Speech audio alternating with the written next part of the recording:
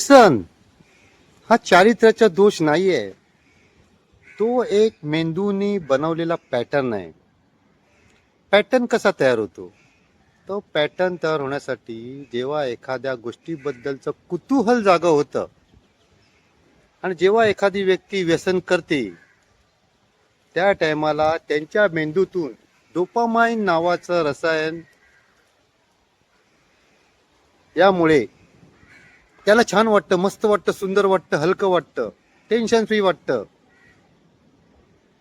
इथेच तुमची नस सुरू होते आणि हे सगळं वाटल्यानंतर त्याला वाटतं की मला रिलीफ मिळालंय, मला आनंद मिळालाय, माझं टेन्शन होतं ते गायब झालेलं आहे, मी कंटाळलो होतो, मला एक वेगळा मार्ग मिळालेला आहे,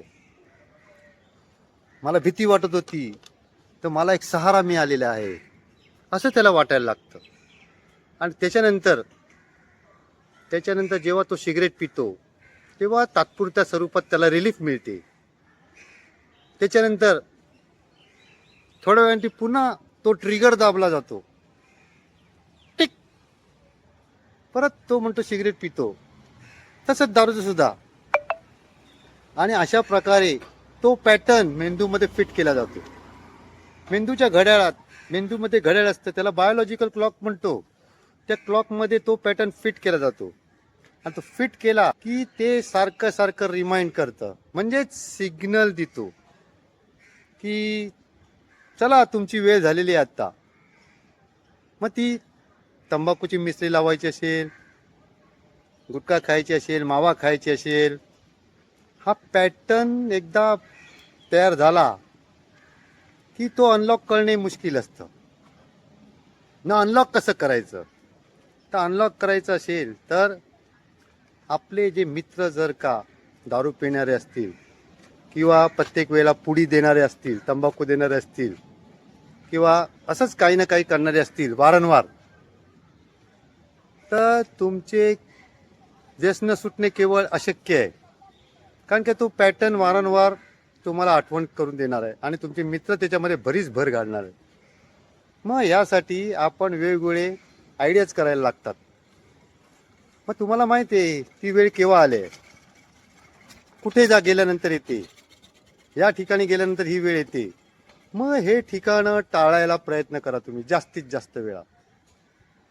ज्या ज्या वेळेला आठवण येते, क्रॅव्हिंग होतं, मनामध्ये चावल्यासारखं होतं, काहीतरी होतं असं आतमध्ये, त्यावेळेला ऑप्शन निवडा.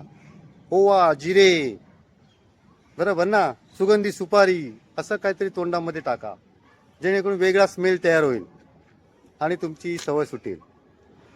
ह्यातून जरी तुम्ही बाहेर पडलात समजा, तरी सुद्धा पुन्हा ती सवय लागू शकते. म्हणून माझी सवय सुटणार नाही असं तुम्ही मनामध्ये म्हणून नाही, सुटणार आहे सवय, माझी सवय सुटणार आहे आणि मी ती सोडून दाखवणार आहे, असा तुम्ही प्रयत्न करा आणि ह्याच्या प्रयत्नामध्ये तुम्ही यशस्वी होणार आहे. आणि जरी या प्रयत्नात तुम्ही जर काही यशस्वी झालात नाहीत तरी सुद्धा मग आमच्याकडे या, बरोबर ना. तुमच्या प्रयत्नांच्या पराकाष्ठा झालेली आहे, सुटत नाही आहे, तर आमच्याकडे या. आमच्याकडे अँटी ॲडिक्शन ड्रॉप ॲव्हरेज कंपनीचं, याद्वारे 85% रिझल्ट आहे, 85% रेशिओ आहे. या रेशिओद्वारे दारू, गुटखा, विडी, सिगरेट, तंबाखू, मावा, जर्दा ही व्यसनं सुटलेली आहेत. मी तुम्हाला उदाहरणादाखल माझ्याकडचे व्हिडिओज तुम्हाला पाठवून देणार, त्याला रिव्ह्यू म्हणतो आपण ना, ते रिव्ह्यू पाठवून देणार. माझं आणि समोरच्या व्यक्तीचं संभाषण याच्यामध्ये असणार आहे. अननोन पर्सन, माझ्यासाठी ते अननोन पर्सन आहे. तर अशा प्रकारचे हे मी व्हिडिओज तुम्हाला पाठवणार. बघा, पटलं तर तुम्ही त्याच्यातून मार्ग मिळू शकतो तुम्हाला, तुमची व्यसनं सुटणार आहेत. एक मोठा गॅप पडणार आहे तुमच्या व्यसनं सुटण्यामध्ये. त्याच्यामध्ये कुटुंबियाची सपोर्ट घ्या, मित्रांचा सपोर्ट घ्या, चांगल्या चांगल्या मित्रांचा, जे तुम्हाला व्यसनं सोडण्यासाठी थांबवत आहेत, तुम्हाला मोटिवेशन देत आहेत. बघा, प्रयत्न करून बघा. तर मी नंबर माझा देतो, या नंबरवरती मला तुम्ही कॉल करू शकता.